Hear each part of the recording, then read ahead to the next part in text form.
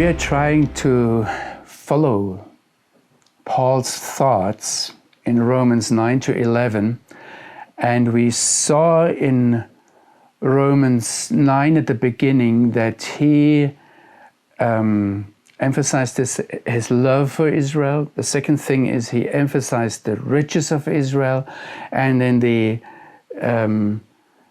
vast part of the chapter 9, he actually emphasized the sovereignty of the one true Creator God. And we very much have to understand that God is free. Now we're coming into chapter 10, and as I want to read that with you, we first see an obstacle on the way to salvation. Paul says, "Brothers, it is my heart's desire and prayer to the one true God for them, for those who are Israel, for the Jewish people, that they may be saved." It is all of Paul's desire. He is burning for the salvation of Israel. But now, as a first step, he shows that there is an obstacle on the side of Israel, and we have to listen exactly so to not misunderstand what Paul is saying. He says, "I bear them witness that they have God's zeal." Very often, if I listen to Christian preaching, I listen to people and I have the feeling that this zeal is, it can be also translated with jealousy in English, that it is seen as something negative. If Paul here says that they have God's zeal, he says, "I bear them witness," he emphasizes first of all something positive. And if we go through the Bible and see that there is been written or it's been talked about the zeal that the Lord has for Zion, for example, or that we see that his jealousy, his zeal is like a burning fire, like a consuming fire, or that the prophet Isaiah says that the Lord has wrapped himself in zeal, like a cloak, like a mantle, like something that warms him up, like something that is around him. Or the prophet Zechariah says, "I am jealous for Zion with great jealousy, with great zeal, and with great wrath." It is part of God's very own character, of one of his attributes, that he is zealous, that he is a jealous God.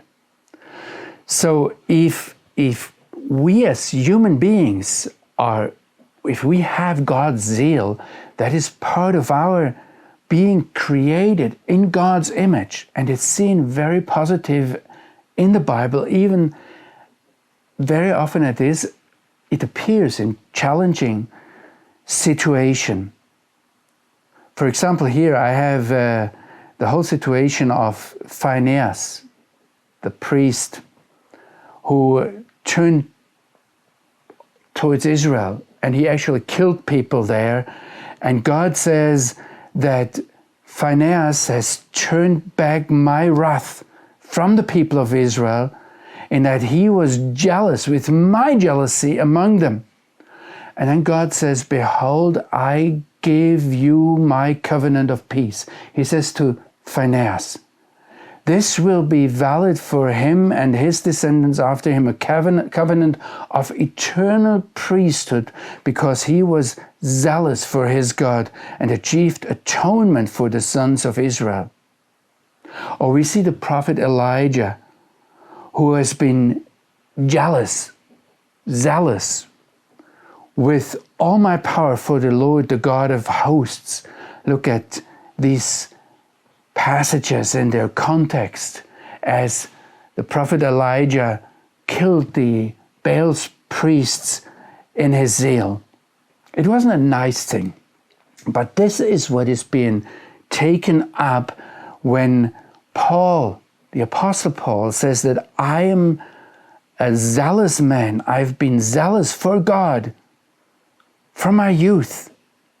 And, or if we see that people are brought up to him in Jerusalem, and the apostles there say, you see, brother, how many thousands among the Jews have come to faith, and they are zealous for the Torah. It's something positive. They are not objective. They are not neutral, but they burn. And I have here a few passages where the Apostle Paul says you should be earnestly desiring. That's how it is translated, but it's the same word. Actually, in Greek, it uses the word that's taken from the Hebrew, zealous. You should be zealous for spiritual gifts. You should be a chosen nation who is zealous for good works. The problem for the Jewish people is that they're zealous, they're jealous, but without knowledge. And what they're doing then is something, and that's the obstacle, that's the stumbling block on their way to salvation, is that they raise up their own righteousness, and by raising up with a good zeal their own righteousness, they misunderstand, they reject the righteousness of God.